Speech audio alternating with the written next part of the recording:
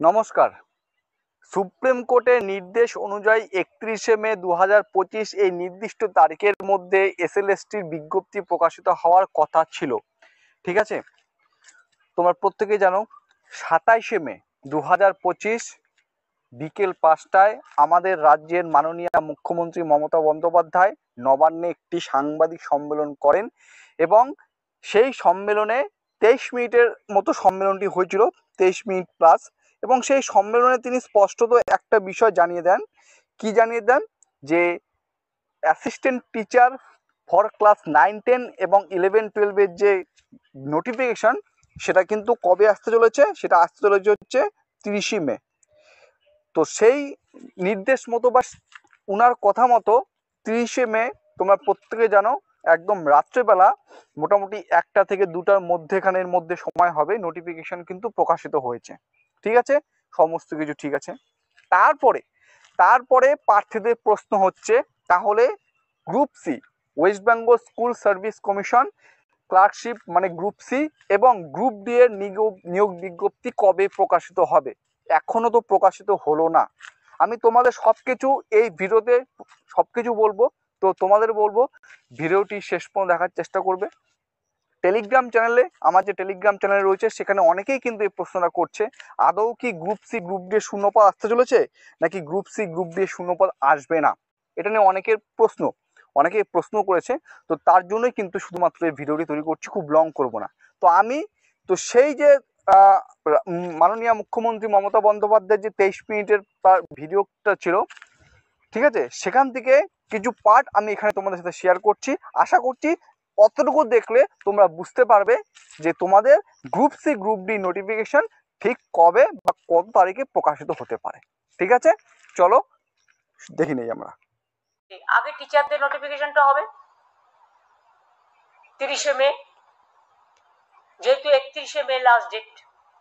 আর group C group D যেটা বাতিল করে দিয়েছে যে লিস্ট, তাদের জন্য আমরা অন্য ব্যবস্থা করব, অল্টারনেটিভ দেখব, রিভিউ যদি কিছু হয় বেটার, না হলে আরো যত ডিপার্টমেন্ট আছে সুপ্রিম কোর্ট বলেছে যে আপনারা পোস্ট ক্রিয়েট করে তাদের নিতে পারেন।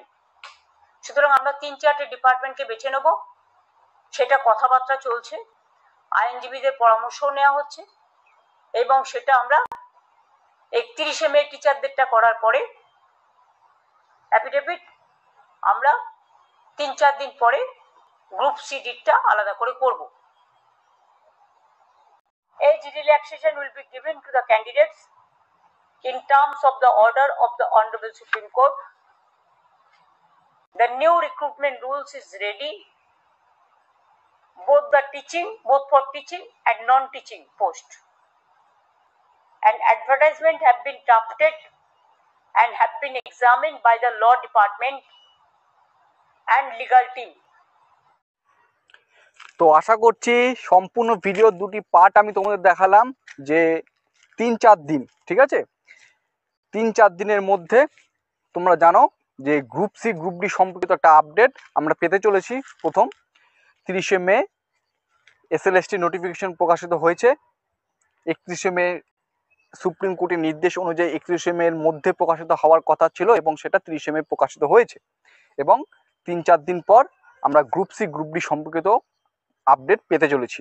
আরেকটা কথা যেটা বললেন সেটা হচ্ছে এসএলএসটির ক্ষেত্রে অ্যাসিস্ট্যান্ট টিচার 9, 10, 11, 12-এর ক্ষেত্রে কিন্তু সর্বপ্রথম একটা recruitment rules the Kolkata gadget বলে একটি নোটিফিকেশন প্রকাশিত হয়েছিল। ঠিক একইভাবে কিন্তু এই গ্রুপ সি গ্রুপ ডি পোস্টের জন্য কিন্তু অলরেডি তৈরি হয়ে আছে এই গ্যাজেট নোটিফিকেশন। ঠিক আছে, তো আশা করছি খুব শীঘ্রই আমরা group C group D notification পেতে চলেছি। এতটুকুই জাস্ট তোমাদের আমি বলে রাখলাম। দেখো, তোমরা যারা এই 23 মিনিটের ওনার ভিডিওটা সম্পূর্ণ দেখেছো, আশা করছি তাদের কিন্তু কোনো প্রশ্ন থাকবে না। কিন্তু যারা সম্পূর্ণ ভিডিও দেখোনি, তাদের মনে কিন্তু প্রশ্ন থাকবে যে কবে নোটিফিকেশন আসতে পারে, আদৌ কে আসবে কি আসবে না, ইত্যাদি নানা প্রশ্ন। তোমাদের সকলের প্রশ্নের উত্তর আজকে এই ভিডিওতে আমি তুলে ধরলাম। ঠিক আছে, ক্লিয়ার? এরপরে আশা করছি আর কোনো তোমাদের প্রশ্ন থাকবে না। একদম দেখা হবে আমাদের টেলিগ্রাম চ্যানেল গ্রুপে, যেদিন আমরা গ্যাজেট নোটিফিকেশন এবং ফুল নোট অ্যাডভার্টাইজমেন্ট পাবো সেগুলো শেয়ার করে দেবো। ঠিক আছে, চলো ভিডিওটি এখানে শেষ করছি। জয় হিন্দ, জয় ভারত।